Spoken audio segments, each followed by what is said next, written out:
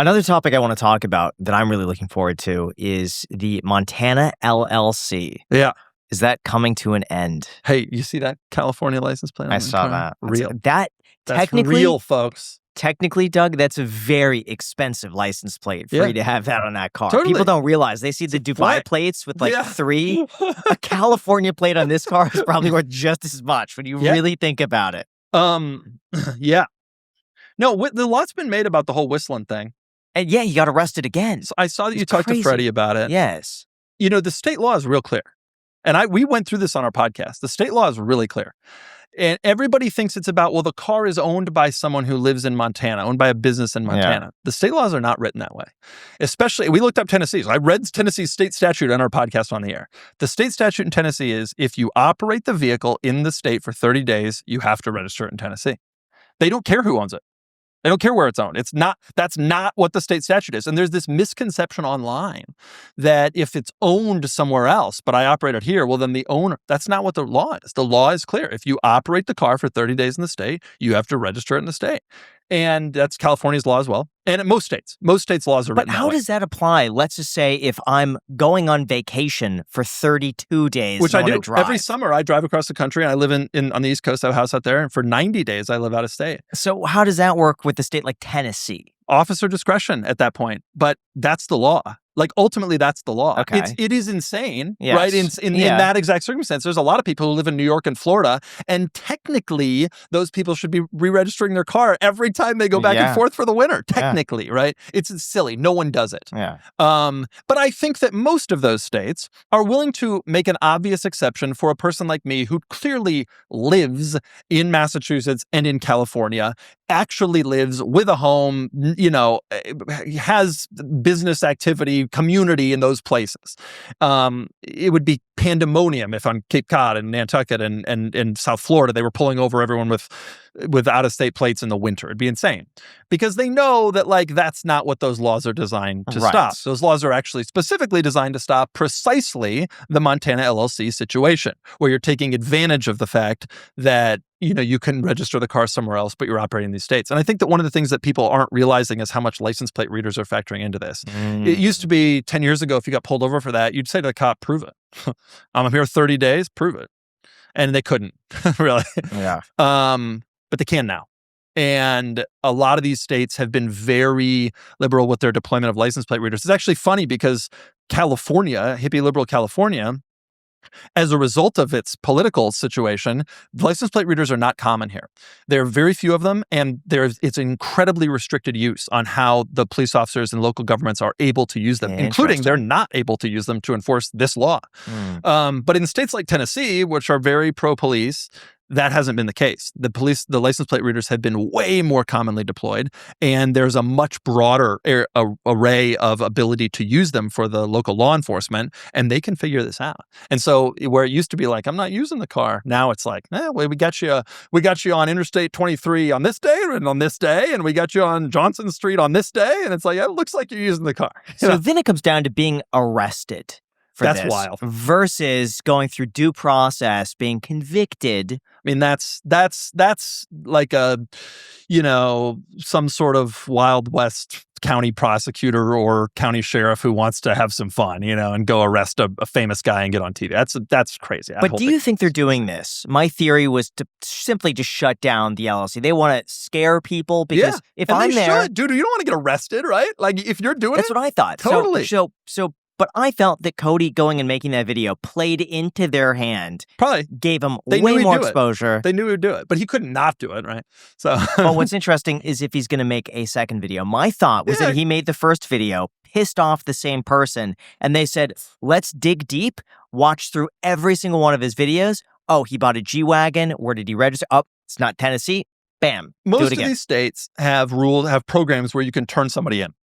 So like if honestly, if I'm paying my registration, and I see someone with Montana plates, it annoys me, right? Like, I know there are people who are like, used cars shouldn't pay sales tax. Well, that's the law. Your elected officials enacted that law. If you want to change that law, you elect different officials or campaign yourself. You don't just violate the law and then say, well, it shouldn't be a law, right? Like what if I murdered you guys? Oh, it shouldn't count. I think murder should be legal. It's stupid. It's an idiot argument. It's actually an idiot's argument. And so I think that as a result of that, there are all these states have kind of encouraged people to turn people in. And I guarantee you, Cody's videos upset enough people that they got probably reports. I wouldn't be surprised if it wasn't someone in government who went after him. I wouldn't be surprised if they got reports from all over the world being like, check out this guy, he's cheating you. And eventually they were like, yeah, he is cheating us. What the hell? And then so they went and did it. And probably all the local state governments are aware of this thing and they're trying to put a stop to it. And Tennessee, his county or his state government it was like, hey, here's a way we can do it pretty publicly. Something like Forbes had an article about Montana LLCs recently that it annoys every state. And they interviewed someone, a DMV director from Iowa. They were like, we'd call Montana and say, does this person have an LLC? And we don't know. We won't tell you.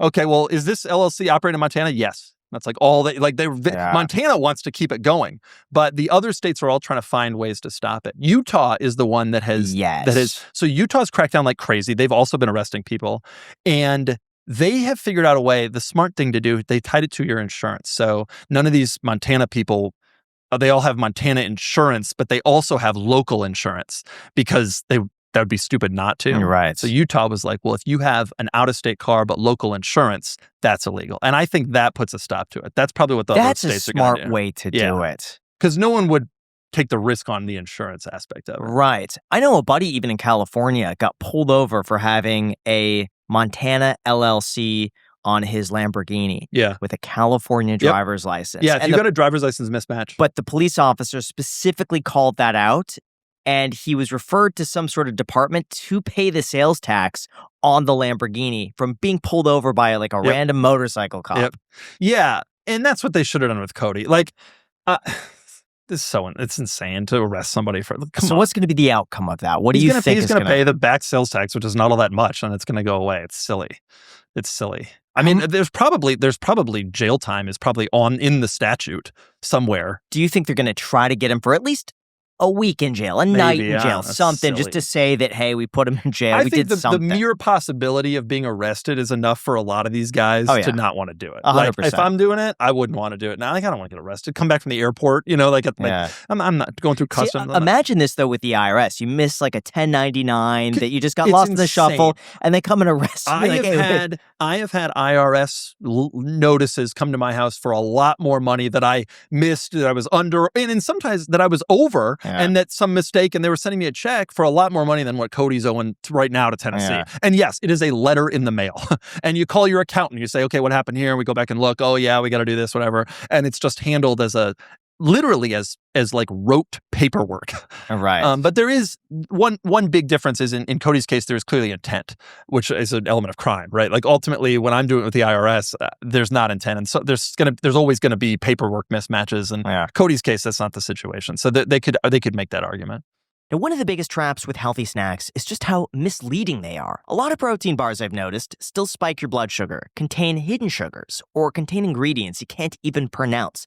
And then you're hungry again an hour later. That's why we love the sponsor of this clip, War on Sugar. They make a bar that actually keeps your blood sugar stable, tastes great, and contains ingredients that you recognize. War on Sugar bars are amazing. They're designed specifically to avoid insulin spikes, and their sweetness comes from monk fruit, which is exactly how they stay sweet without getting that blood sugar response. Plus, they use healthy fats and natural fiber to slow digestion and keep energy steady. And the result is amazing. It's no spike, no crash, and no craving afterwards, just clean, sustained energy that actually lasts. And the ingredients list is refreshingly simple. No sugar alcohols, no preservatives, no natural flavors. Everything comes from real nuts, real fruits, and real cocoa. So whether you're watching your blood sugar, eating low carb or keto, traveling or training, or you just need a grab-and-go bar that actually fills you up, War on Sugar is that bar. They've got great flavors like lemon blueberry, peanut butter pistachio, and chocolate peanut butter crunch. Seriously, guys, I highly recommend it. Just go to waronsugar.com and use code ICED10 for 10% off your first box. Once again, that is waronsugar.com.